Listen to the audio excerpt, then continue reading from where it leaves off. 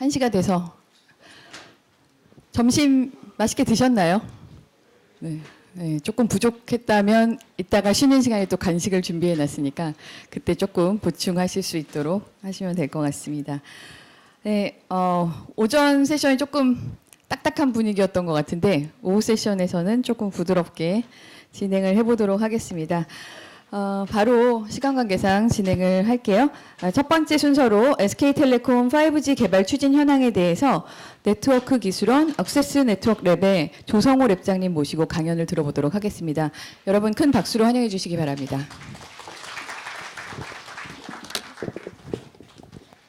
예, 방금 소개받은 SK텔레콤 네트워크 기술원 억세스 네트워크 랩장 조성호입니다.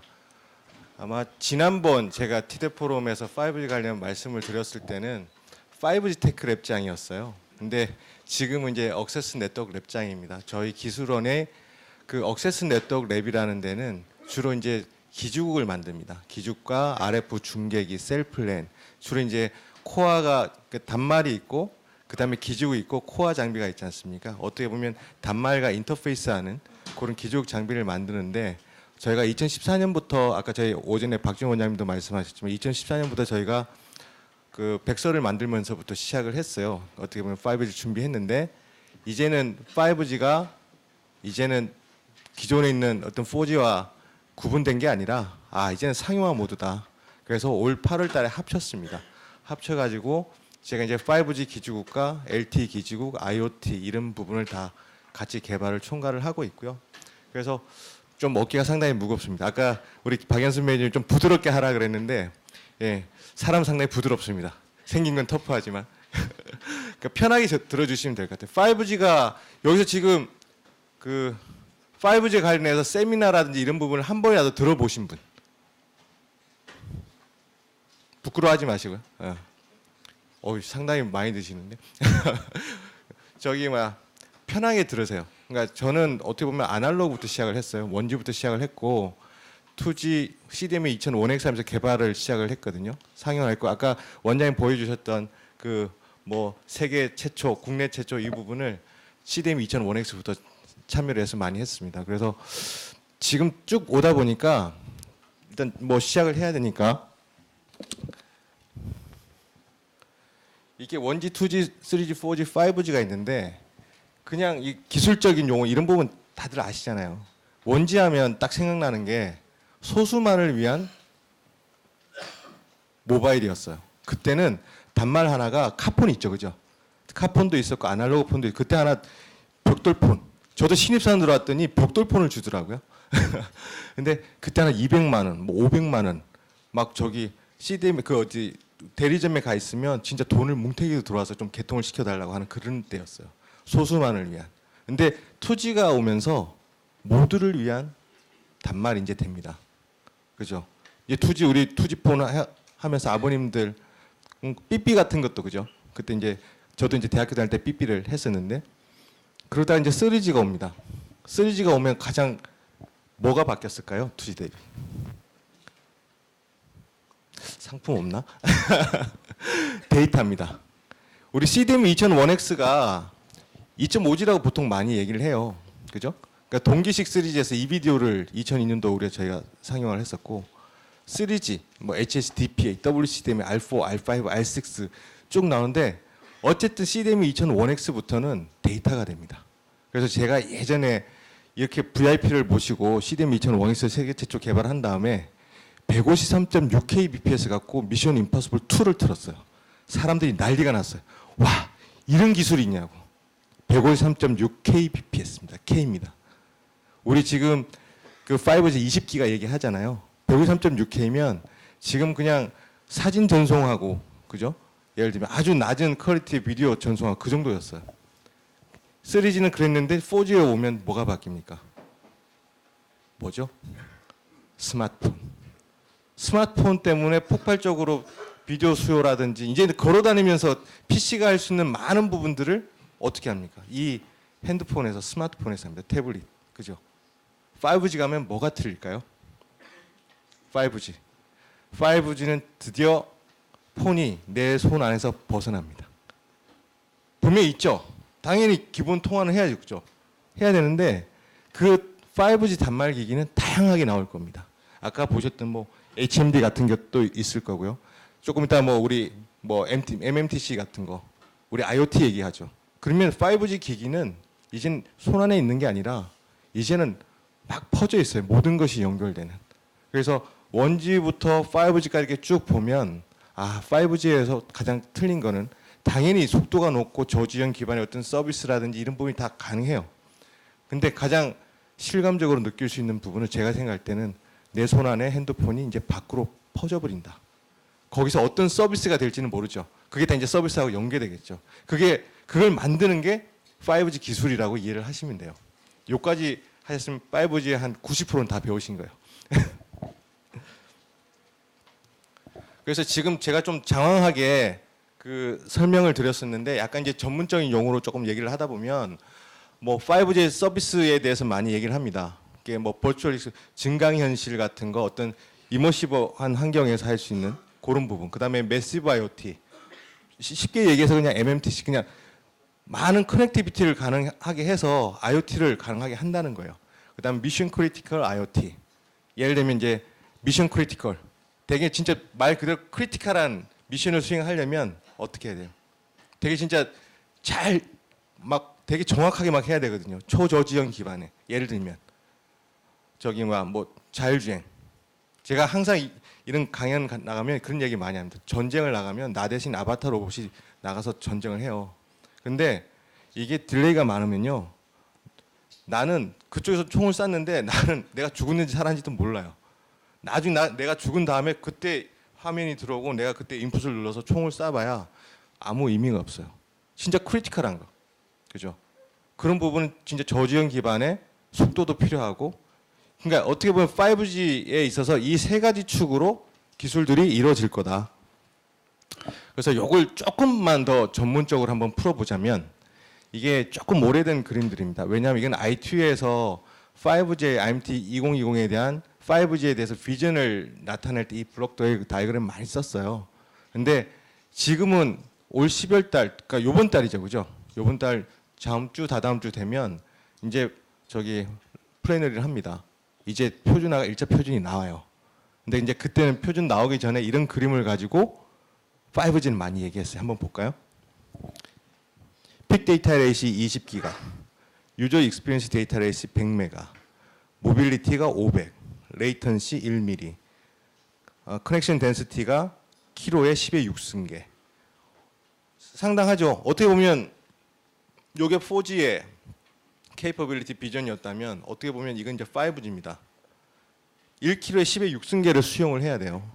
그러니까 우리가 핸드폰 갖고는 그렇게 못 하겠죠. 그죠? 사람을 1kg 안에 100만 명을 그렇게 넣어서 한다는 거는 그렇게 할 수도 있겠지만 실제로 모든 것이 연결되는 그런 세상이 돼야 결국 IoT가 돼야 이런 부분을 커넥션을 상당히 많은 커넥션을 수용할 수 있는 기술이 5G다. 그다음에 요 20기가. 그러니까 지금 우리 뭐 LTE에서 저희 회사 같은 경우에는 지금 뭐 여러 가지 주파수를 다 조합을 하더라도 한 900메가밖에 안 나오는데 지금 얘는 20기가를 얘기를 하고 있어요. 결국 무슨 얘기냐면 5G 가면 코드리스라고 또 보통 얘기를 많이 합니다. 이제 유선과 무선이 구분이 잘 안 간다라고 얘기하는 부분이 이런 부분 때문이에요. 그만큼 이제 지원도 줄어들고 그다음에 지원 같은 경우도 보면 1mm라고 돼 있는데 3PP나 이런 데서 보면 뒤에 또 여기 얘기가 나오겠지만 저지연을 위한 어떤 그 저기 데이터 플레인의 지연은 0.4mm예요. 0.5mm. 그다음에 EMBB 속도를 위한 그 데이터 플레인의 지연은 4ms으로 돼 있어요. 요구 사항이. 그러니까 상당히 기존의 저기 LTE보다는 높죠. 그래서 요런 특성을 가지고 어떻게 서비스랑 매핑을 할 거냐. 그래서 아까 앞에서 보셨던 그 세 가지 축이 있었지 않습니까? 그게 결국은 요거라고 보시면 돼요. EMBB 쉽게 얘기해서 20기가 정도 만들 수 있는 높은 속도라고 이해를 하시면 되고요. MMTC 이거 모든 게 연결되는 IoT. 그다음에 URLLC 이건 초저지연. 그래서 서비스를 이렇게 쭉 보시면 이 트라이앵글이 있고 세 가지 축이 있는데 이 각각 축에 이 축과 축 사이에 이게 서비스들이 나열이 되어 있습니다. 그래서 뭐 셀프 드라이빙 카라고 있지만 이게 결국 뭐냐면 초저지연 기반의 어떤 서비스가 가능한 부분이다 있다라고 이렇게 표를 보시면 돼요. 그다음에 이제 요 부분은 실제 아까 요거를 이 서비스하고 이제 매핑을 이제 어느 정도 5G의 서비스와 5G의 기술 특성이 어떻게 연계가 되냐라는 부분을 좀 오버랩을 좀 해놨다고 보시면 됩니다. 어떻게 보면 요 장표까지 보셨으면 5G 이제 95%를 보신 거예요. 이제 뭐 봐야 될지 좀 궁금하시죠? 자, 이제는 5G가 이런 거구나. 근데 기술로서 보면 요건 꼭 기억하세요. 속도. 20기가. 그죠? IoT, 매시브 커넥티비티, 10의 6승계, 1km에. 세 번째, 초저지연. 요 세 개의 기술의 축을 가지고 서비스를 만들어낸다. 근데 그게 내 손 안에 핸드폰이 아니라 뭡니까? 내 손을 벗어난 그런 이제 기기들이 다 이제 5G의 단말이 되는 거예요. 그래서 5G는 단순한 어떤 기술을 떠나 가지고 뭔가 서비스에도 이노베이티브하고 디스럽티브한 그런 엄청난 변형을 갖고 올 거다라고 지금 얘기를 하는데 솔직히 그건 저희도 고민거리가 많습니다. 지금 여러분 아시는 AR, VR 이런 게 다 아시잖아요. 근데 그게 진짜 디스럽티브 하나? 이렇게 많이 느끼시잖아요. 그러니까 진짜 5G 세상에서 뭐가 진짜 킬러앱이 될지 그걸 저희도 이제 보는 거예요. 아직까지 이제 트라이얼만 꾸며놓고. 그렇게 하려면 뭐가 필요하냐? 주파수가 필요합니다. 주파수 없이는 저희가 전파를 못 쏘지 않습니까? 여기서 이제 하나 봐야 될 게 그 주파수가 보면 크게 6기가 이하와 6기가 이상이 있는데 아까 20기가를 만들려고 하면 뭐가 필요합니까? 주파수 대역폭이 되게 넓어야 돼요. 우리 지금 LTE에서 그 20메가에 뭐 2x2 마이너하면 150메가bps 정도 되거든요. 근데 20기가를 만들어야 돼요. 얼마나 필요하겠습니까? 당연히 이제 마이무 오다도 올라가는데 기본적으로 주파수 대역폭이 되게 넓어야 돼요. 근데 지금 우리가 쓰는 2.1, 1.8, 800, 700 이런 데는 없어요. 여기는 왜냐하면 주파수 한금 대역이기 때문에 여기는 벌써 많은 사업자와 많은 이해관계자들이 다 쓰고 있어요. 그러면 어디로 가야 돼요? 안 쓰는 대로 항무지로 가야 돼요. 어디로? 위로. 그래서 우리나라에서는 28기가를 지금 얘기를 하는 겁니다. 뭐 지금 보면 여기 WRC19 올해 내년이 아니고 후내년이구나. 그때 이제 11개 후보 대역에 대해서 이렇게 지금 나와 있는데 실제로 이런 45.4, 뭐 50, 60 아니 이런 대역을 이동통신에 쓸 수 있어? 옛날에 못 썼어요. 근데 이제는 이게 이제 인더스트리가 되는 거예요. 수지가 되는 거예요. 기술도 좋아지고 이런 높은 속도를 내기 위해서는 높은 대역이 필요한데 그런 RF 소자나 이런 부분이 옛날엔 거의 불가능한 수준이었지만 이제는 엄청난 대역폭을 가지고 돈을 만들어낼 수 있는 이젠 수지가 되는 거예요. 밸런스가 이제 맞는 거예요. 그래서 이제 28기가 쪽으로 가고 있는 거고 여기서 하나 기억할 거는 우리나라는 3.4, 3.7 아까 이재PM께서도 얘기했지만 3.4, 3.7의 300메가를 가지고 정부가 좀 쪼개서 나눠주려고 생각을 하고 있고요. 저기 28 같은 경우는 먼저 1차 년도에는 한 1기가 갖고 그 다음에 2차 년도에는 요 26.5와 29.5까지 3기가를 가지고 어떻게 나눠질지를 고민을 하고 있습니다. 그래서 여기서 하나 배우실 거는 높은 속도를 내기 위해서는 올라가야 되는구나. 다른 데는 다 쓰고 있구나. 그래서 밀리미터 웨이브라는 얘기가 나오고 그래서 28기가라는 얘기, 30기가, 60기가 이런 얘기가 나옵니다. 그러니까 왜 5G에서는 자꾸 높은 대역을 얘기하냐? 요거 아시면 돼요. 왜냐? 밑에 대역은 쓰려고 해도 없어요. 요건 앞에서 다 얘기했으니까 넘어가 될 것 같고요. 그래서 저희는 어쨌든 그런 서비스를 망을 꾸리고 하는데 어쨌든 지금까지 다 비표준이에요. 우리가 뭐 표준을 만드는 작업을 되게 열심히 했지만 그래서 작년부터 해서 저희가 표준을 조기에 가속화하려는 부분을 상당히 좀 열심히 했었고요. 그 덕분에 저희가 여기 보면 이런 회사들과 올 3월 달에 그 3GPP에서 NSN을 가속하는 데 대해서 제안을 했고 그게 채택이 됐습니다. 그래서 12월 달에 그게 아마 1차 표준이 나올 거고요.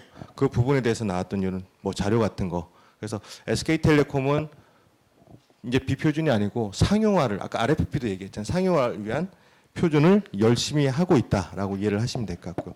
이거 아까 퍼펙트 5G 우리 원장님께서 얘기하셨는데 쉽게 얘기하시면 돼요. 5G가 가면 나중에는 5G 온리 세상이 될 거예요. 근데 처음에는 LTE와 5G가 공존하는 세상이 될 겁니다. 그리고 5G도 아까 말씀드렸다시피 6기가 이상, 6기가 이하.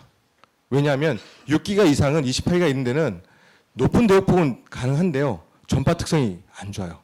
그러면 얘가 너무 직진성이 강해가지고 우리 황금대역에서 볼 수 있는 회절성이나 이런 부분이 상당히 떨어져요.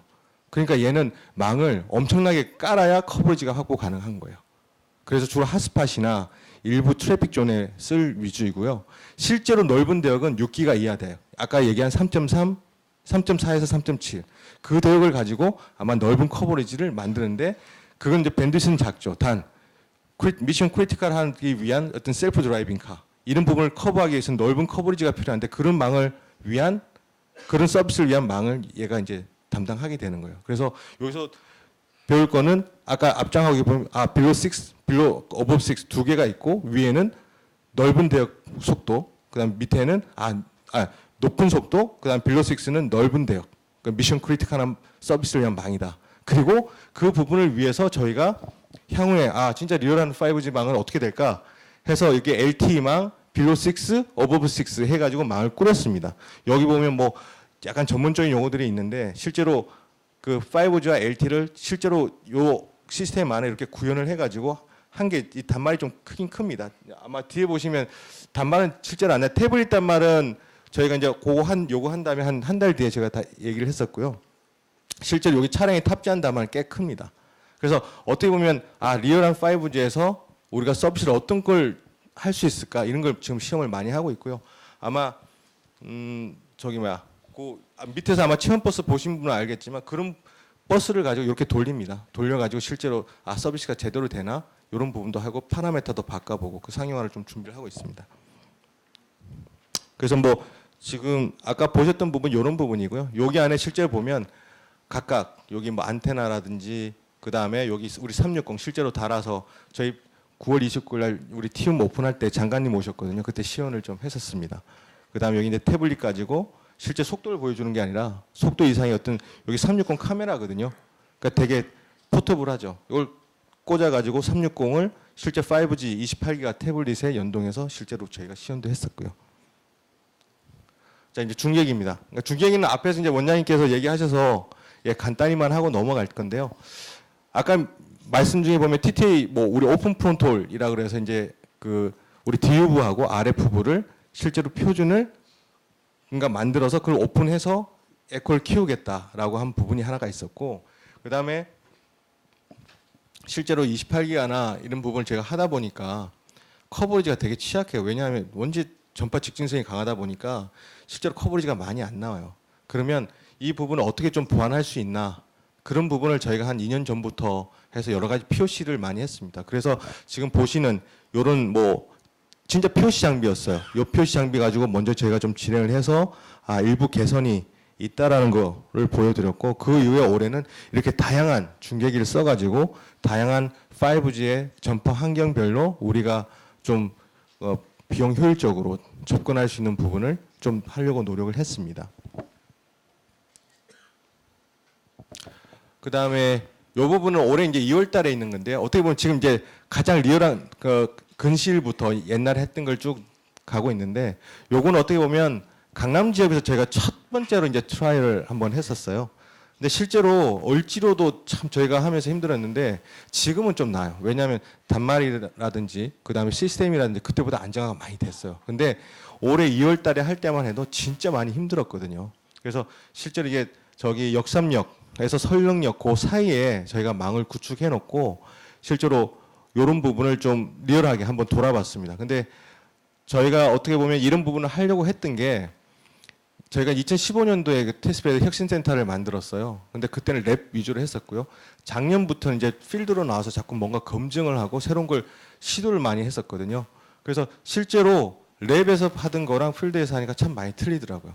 그래서 그걸 하면서도 여기서 뭐 뒤에 빔포밍 같은 얘기도 나오지만 28기라는 놈이 전파 특성을 잡기에는 여러 가지 진짜 빔포밍이나 어떤 이런 밀리미터 웨이브에 맞는 기술들이 잘 개발을 해야 되겠다.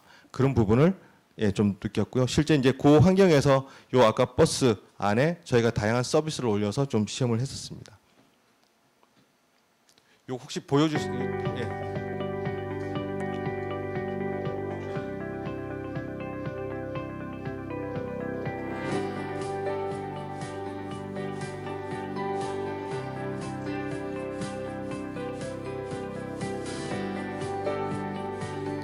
그러니까 이게 28기가가 얼마나 차이가 있냐면 나뭇잎 있잖아요.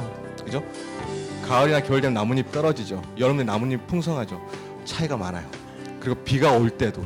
그러니까 이게 아직까지 저희도 장비가 프로토고 그다음에 단말도 프로토다 보니까 그런 부분을 많이 느꼈는데 아마 그런 부분은 저희가 많이 좀 개선을 해야 되는 거예요. 그러니까 실제로 우리가 그 단말 같은 경우도 어떻게 지냐 이런 부분에 따라서 이게 되게 영향을 많이 받거든요. 그래서 28기가라는 거는 뭐 지금 이 영상을 보시면서 들으시면 되는데 28기가는 혹자는 이렇게 얘기합니다. 플래시라이터다. 플래시라이터 딱 까만데 그 플래시라이터 딱 비추면 어떻습니까? 그게 그 까만데 그것만 딱 비춰지잖아요. 예를 들면 28기가는 그런 직진성을 갖고 있기 때문에 시합한 어떤 빔포밍을 통해서 이동성을 지원해야 되는 그런 기술이다라고 이해를 하시면 돼요. 그래서 이러한 외부에서 하는 부분이 실제로 커버리지를 넓게 가기에는 28기가 상당히 좀 제약이 많다. 근데 이 당시에 제가 할 때는 28기가밖에 시험 주파수가 없었어요. 지금 이제 3.5기가도 이제 같이 하는데 예전에는 28기가밖에 없어서 28기가 갖고 했고요. 요 저기 뭐 혹시 체험버스 보신 분은 모르겠지만 요 체험버스가 그래도 재밌게 만든 게 영상이 이렇게 이머시브하게 느끼실 수 있는데 차의 방향에 따라서 화면도 같이 바뀝니다. 예, 그 되게 온라인 되게 만들어서 그래서 조금 더 실감 있게 만들려고 제가 노력을 했습니다. 예, 그리고 작년하고도 이제 한 1개월 정도 지났는데 작년 11월 달에 BMW하고 5G 커넥티드 카를 만들었는데 제가 아까 말씀드렸잖아요. 28기가 진짜 힘들구나라고 한 게 이 시험을 준비하면서 이제 지금은 얘기할 수 있는데 진짜 중간중간 시험할 때 비가 왔어요. 근데 특성이 진짜 많이 힘들더라고요. 근데 그런 부분을 지금 이제 많이 안정화를 시켰는데 그 당시만 해도 저희가 여기서 한 3개월을 기본 그 시험 요 필드에서 3개월을 준비를 했었거든요. 근데 진짜 28기가라는 이 전파 특성이 진짜 쉬운 게 아니구나. 근데 그 기반에서 저희가 뭘 하려고 했냐면 이런 다양한 서비스를 하려고 그랬어요. 그러니까 뭐 라이브 컨퍼런스도 하고요. 그다음에 드론을 띄워가지고 실제로 멀리 있는 사고 정보나 이런 부분을 미리 알려주려고도 했고요. 그다음에 360도 하고 아까 봤던 체험 버스도 돌렸고요. 그래서 어떻게 보면 이게 되게 그 저 한 2.6km 되는 그 코스인데 다행히 여기는 이제 저기 드라이빙 센터니까 중간에 그 빌딩 같은 게 없어요. 그냥 광활한 그 대지죠, 대지. 그래서 그나마 이게 오픈 에어리어에서 했기 때문에 그래도 저희가 작년 이맘때 1년 전에 이런 부분을 했지 않았나. 근데 올해는 그런 부분을 많이 해서 실제로 을지로 여기 지금 돌았는데 제가 9월 달에 보여줬을 때는 그런 걸 고려하더라도 그래도 작년보다는 상당히 좀 많이 올라왔다. 그래서 내년 이맘때 제가 만약에 발표를 하게 되면 더 좋은 퀄리티를 갖고 얘기를 할 수 있지 않을까 그렇게 생각합니다. 요거는 좀 시간이 많이 걸리니까요. 요건 혹시나 시간 나면 제가 한번 틀게요. 그 다음에 저희가 올해 이제 또 보여주려고 했던 게 그 뭐 여러 회사에서 이런 시도를 많이 했습니다. 그러니까 고속 전송이 아까 봤을 때 500km까지 LT는 350이거든요. 근데 실제로 무선 고속 이동 상태에서 얼마나 잘할 수 있을까 이런 부분을 저희가 시험을 했을 때 올 2월 달에 보면 저희가 여기 속도예요. 한 170이 있고 얘가 한 3.7 정도 되는. 그러니까 저희가 이제 이런 다양한 시험을 해봤죠. 28기가 갖고 이동도 해보고 서비스도 올려보고 했는데 이제 저희가 한 다음에 뭐 다른 회사들이 지금 보면 200km, 뭐 250km, 뭐 철도에서 했다, 뭐 이런 얘기가 상당히 많이 나옵니다. 근데 거의 이제 그거는 올해 한 9월 이후에 나왔던 얘기고 그런 부분을 어떻게 보면 좀 선제적으로 저희가 5G 망이라는 놈이 어떤 망인가 이런 부분을 하려고 좀 많이 좀 노력을 했다라고 이해를 좀 해주시면 좋을 것 같고요.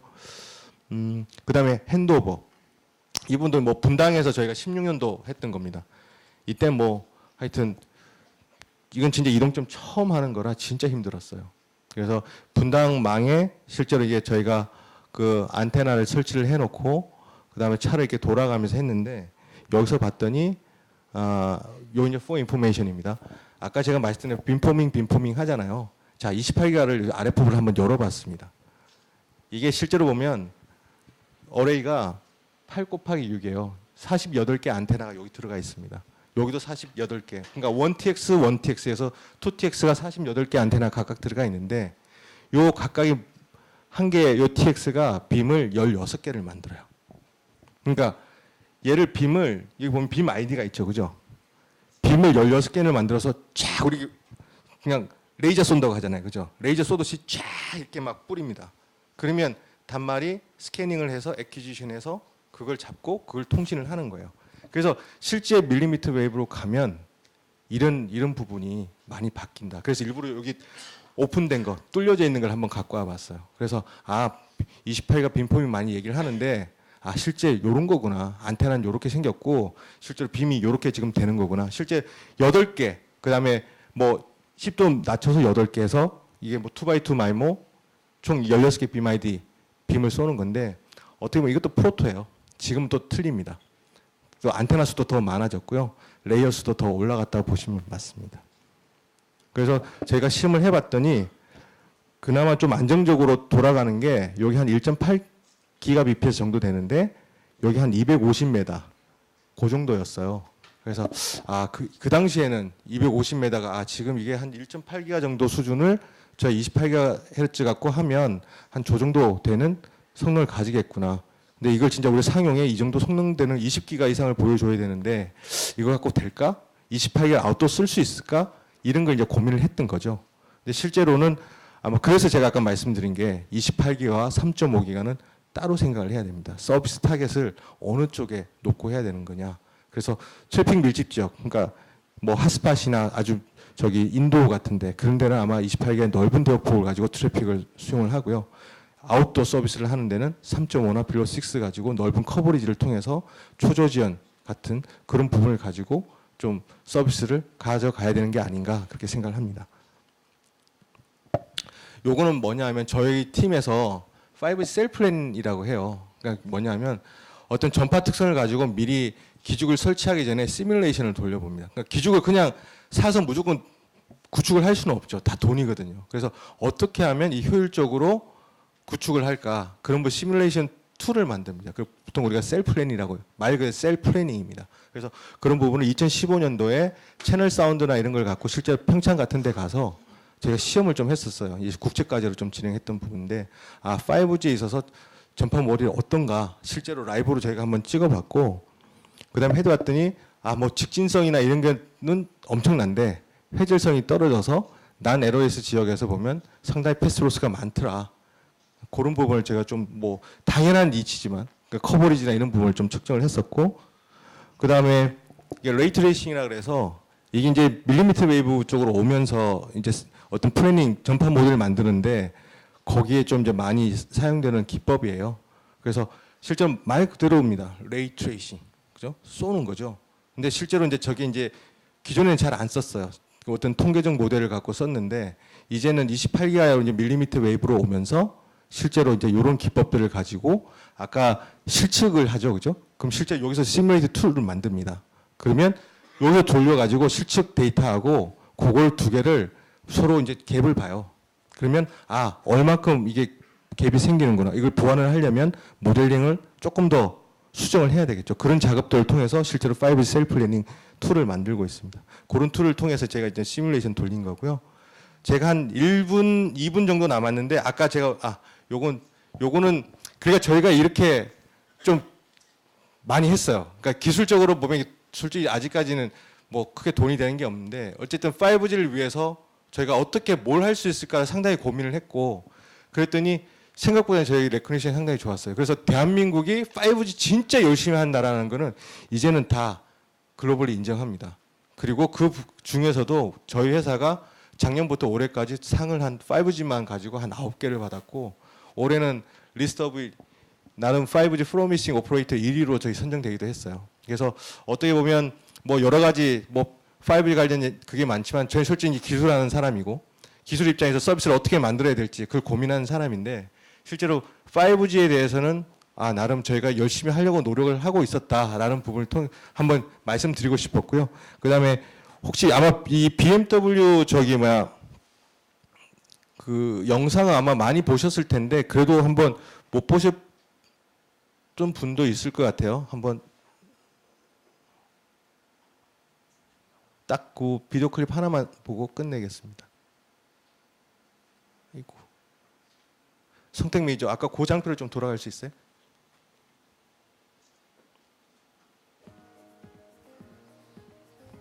네, 세 개가 동시에 되네. 잘 됐네요. 이쪽 위주로 보여주시면 될 것 같아요. 이쪽하고 요 밑에 거 위주로 보여주시면 되고요. 이 애니메이션이 지금 우리가 작년에 5G 커넥티드 카를 어떻게 저희가 준비를 했던 부분을 약간 썸머에서 보여주고 그 다음이 리얼한 필름들로 지금 채워집니다. 그러니까 보면 드론 띄워가지고 멀리 있는 애들 정보를 갖고 5G 망을 태워서 실제로 차한테 뿌려줘서 너 저기 앞에 사고 났으니까 조심해 이런 워닝 메시지도 띄워주고요. 그러니까 실제로 저기 우측에 보는 전 부분은 관제센터인데 김진표 씨한테 거기서 뭐 차의 속도 그 다음에 뭐 저기 그 리얼타임으로 하는 그 라이브 컨퍼런스 이런 부분을 다 실제로 관제센터에서 앞차 뒤차 뭐 커뮤니케이션 하는 거 그런 부분까지 다 같이 보여줬던 겁니다. 실제 이제 드론 띄워가지고 실제 드론에는 5 모뎀이 없어요. 왜냐하면 5 모뎀 아직까지 크거든요. 5 단말이. 그래서 여기는 4G 모뎀을 쓰고 4G 모뎀을 통해서 실제 서버로 날리면 서버에서 실제로 5 망을 통해서 차들한테 다 뿌려줬어요. 저런 이제 시험 버스도 실제 우리 5 망에서 돌렸고요. 그래서 이제 이게 사고가 났는데 뒷차에서 받아서 이게 우회한다는 그런 어떤 뭐 스토리를 가지고 저희가 기자분들 모셔놓고 좀 보여드렸고요. 실제로 보면 이 위에 뭐 올라와 있죠. 이게 어떻게 보면 그거예요. 저기 그 단말 안테나. 그러니까 단말을 아직까지는 그 당시만 하더라도 안에 넣으면 성능이 잘 안 나서 다 밖으로 빼냈어요. 예, 요 정도로 하겠습니다. 그래서 마지막으로 썸머리를 할 텐데요. 제가 아까 5G 하면 딱 몇 개 딱 기억할 게 있죠. 그죠? 그거 다시 한번 제가 썸머리 해드릴게요. 요건 절대 잊어버리시면 안 돼요. 자, 5G 하면 세 가지 특성이 있어요. 뭐다? 20기가 되는 높은 속도. 그 다음에 수미리세크의 초저지연. 그 다음에 매시브 커넥션. 이 세 개를 가지고 서비스를 만듭니다. 그런데 주파수는 어디다? 6기가 이상과 6기가 이하가 있습니다. 6기가 이상으로 왜 올라갑니까? 높은 속도를 내야 되는데 주파수가 없어요. 올라갑니다. 그래서 28개가 있는 거예요. 자, 속도. 근데 커버리지가 필요해요. 이 28개 갖고는 커버리지 못 만들어요. 그럼 밑으로 내려갑니다. 우리는 3.4에서 3.7이죠. 거기서 우리 받아가지고 자율주행과 같은 넓은 커버리지가 필요한 그런 망을 초저지연 망을 만듭니다. 요거까지만 하시면 5G 100점입니다. 이상입니다. 감사합니다. 네. SK텔레콤의 네트워크의 산 증인이신 조랩장님 설명 잘 들었습니다. 저희 사실 질문이 좀 많이 있는데 이 중에 몇 개만 시간이 조금 지나쳐서 한 두세 개 정도 답변해 주시면 좋을 것 같아요. 위로 올려주세요. 원장님 거. 원장님 거 아까 두 개 중에 하나 답변해 주실 수 있을까요?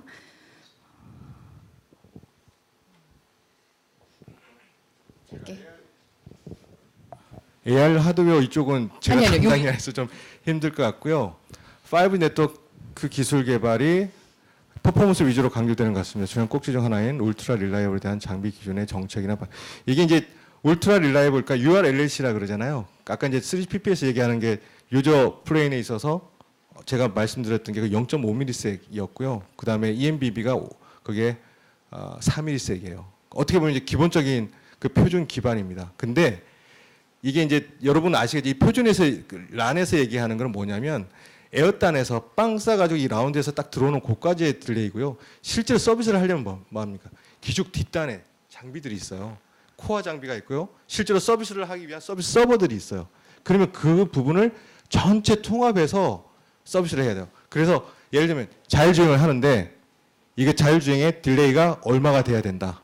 이 부분은 기본적인 5G의 네트워크 퍼포먼스 위에 실제로 그 딜레이가 예를 들면 제가 브레이크를 밟아야 돼요. 근데 나는 지금 가고 있어요. 근데 앞에가 지금 사고가 났단 말이에요. 그러면 V2X로 해가지고 실제로 그 브레이크 정보가 와서 내가 안 누르더라도 브레이크가 걸려야 되거든요. 근데 그게 이제 몇 메달을 할 거냐, 얼마 전에 할 거냐, 이건 제가 볼 때는 아직까지는 제가 말씀드린 거 서비스별로 아마 그건 좀 디파인을 해야 된다. 그렇게 좀 말씀드릴 수 있을 것 같습니다. 예. 코어망 투자도 필요한지 질문이 있었어요. 그럼요. 네, 코어망 투자 당연히 필요합니다. 근데 뭐 잘 아시겠지만 우리 ITS는 가상화나 이런 기술들이 코어 쪽으로 많이 넘어왔잖아요. 지금 기죽 쪽도 그런 기술들이 많이 넘어왔거든요. 그래서 다양한 5G 어떤 기술을 서비스를 수용하려면 그런 가상화나 이런 부분이 코어 장비, 특히 코어 장비는 반드시 들어가야 됩니다. 예. 예. 질문이 많이 있는데 위에서부터 짧게 할까요? 전국 기지국 아. 구축까지 목표 연도 안에 가능할까요? 요건 제가 사업부가 아니라서 말씀드리긴 힘든데 아마 2019년 말까지는 저희가 2011년 7월 달에 LT를 상용화했어요. 근데 제 기억에 전국망이 된 게 한 1년 정도 걸렸던 것 같거든요. 근데 그때도 경쟁이 되게 심했던 걸로 기억합니다. 근데 그 5G는 아까 말씀드렸다시피 기본적으로 28은 전국망 한다는 건 말이 안 되고요. 3.3을 하더라도 기존에 대비해서 우리가 갖고 있는 가장 높은 주파수가 2.6이에요. 거기에 비하면 커버리지가 작습니다. 그래서 이게 투자라든지 이런 부분하고 좀 연계돼야 되는데 19년 말은 예스와 노 50% 50%입니다. 네, 네. 그래서 진정한 5G 대중화가 되는 시점이 상용화 시작 이후 몇 년. 이제 많은 진짜 예측을 하는 겁니다. 저는 일단은 한 20년은 넘어가야 되지 않을까? 그리고 한 2, 3년 그 정도로 보고 있습니다. 그러니까 저희가 LT를 보더라도 처음에 제가 2011년 7월 달에 상용하고 이게 나름 이게 롤링이 된다고 느꼈던 게 한 2, 3년은 걸렸던 것 같아요. 예, 그래서 그리고 또 저희가 5G 되게 빨리 하고 있지 않습니까? 그런 부분에 있어서 에코가 어떻게 움직여 줄지, 에코가 진짜 잘 같이 움직여주면 더 빨리 될 수는 있어요. 예, 약간 변수는 있습니다. 이거 맨 밑에 질문으로 하나 하고 끝내면 좋을 것 같습니다. 네. 국내 5G 3.5 28인데 아까 보면 그 중국 볼게요. 중국은 3.3에서 시작해서 한 3.3, 3.4, 3.6, 4.4, 4.5 뭐 그런 대역이고요.